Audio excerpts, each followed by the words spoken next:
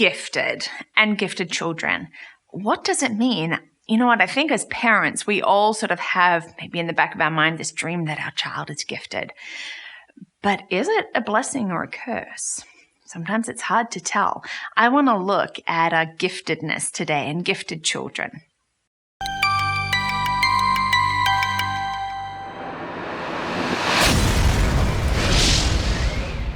I appreciate you so much for taking the time to watch today. I want to talk about giftedness, and it's something that I've been looking at, like gifted children. We hear about it, the gifted and talented programs at school, and really, what does it mean? The definition really of gifted is being significantly above the norm, usually in more than one or more areas. So it could be intellect. So with a high IQ, some people say more than 130. It could be just in an academic subject like mathematics, like language arts, English, or even foreign languages. It could be in the creative realm, like in drama, dance, music. It could be sport. Leadership even. It doesn't have to be just intellectual and academics. And so when we look at that, it covers, a whole sort of different lot of questions that we might have, and for that gifted child, how do we best support them in that? What is it that we can be doing?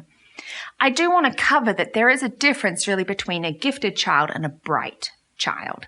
They are two separate things. Often we sort of group gifted and bright all as the one thing, and really they are different. See, a bright child will do well at school and usually finds that it comes easy to them. They are learning. They're doing great. And it's actually a lot easier for them, maybe in society, in the way that they're thinking, in the way that they can interact, engage. Whereas sometimes for gifted children, they're looking at, because they're so significantly above the norm, that they don't relate well to their peers. So bright children, they're going to do well because they want to do well. It's easy and it comes to them. Gifted is usually just sort of one area. When we look at that and it's like, oh, could my child be gifted? I look at that with my girls sometimes and I'm like, oh, I wonder if they could be gifted. They're gifted in making messes and maybe sometimes getting in trouble and being sassy. But when we look at gifted children, there's lists of characteristics and no child is going to meet all of them. Okay, we need to remember that no child is going to meet all of them.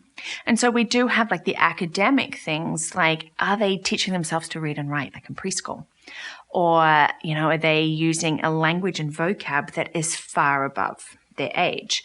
Are they fully understanding abstract concepts? Is mathematics a really strong thing, and abstract in math? There are so many different things, like how are they relating to other people? Do they get on better with children or adults, so much older than their actual peers?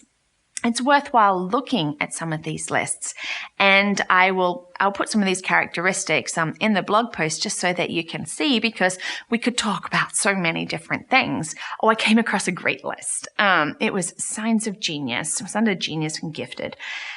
And just looking at that list, I am a genius. See, it talked about craving chocolate. That's always me. What was one of the other ones? Being a bit of a night owl. I have become that. They did actually say lazy. That's not me. Messy, yeah, sometimes, but that has more to do with lack of time. But I did laugh at that. Craving chocolate. Oh, and talking to yourself. I talk to myself all the time. I sing to myself all the time. So maybe I'm a genius. Bright children. Gifted children, they are out there and we need to support them and love them as best as they can and really, help them with that. Maybe they are bored at school and need to be in a gifted and talented program. Maybe they need to be pushed and extended in other areas, especially if they're looking at like creative things and sporting sort of things. What can we do to support them in that? Getting them involved and giving them those opportunities to shine. They are excelling in an area, and often it is with language and stuff like that. And sometimes it's hard for them in society. Maybe they're really relating better to adults than they are their own peers, especially as a younger child, this is hard for them. And a lot of gifted children find it hard to know where to fit in society and will tend to back off and they're not sure of themselves.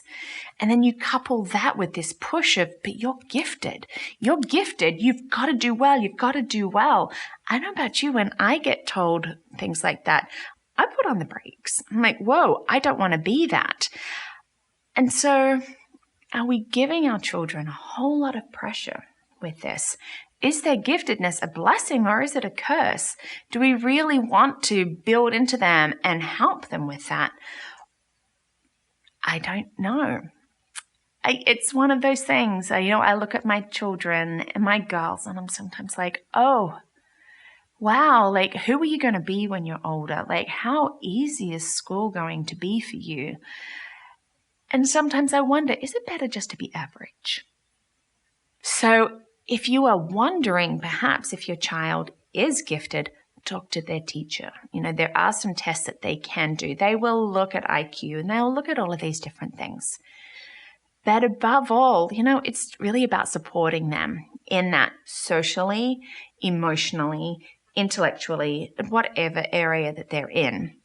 Because we are always going to have gifted people around us. I mean, look, we've had Einstein synonymous with gifted. Who else? Stephen Hawking. They had high IQs. Do you know there are actually people who have had higher IQs than them? These great people. So Isaac Newton, he is considered gifted. I think of people like Mozart and Stevie Wonder, because I love music. Mozart, really he was a child prodigy. The stuff that he was writing when he was younger, he was gifted. But in a way it became a curse because he was so pushed.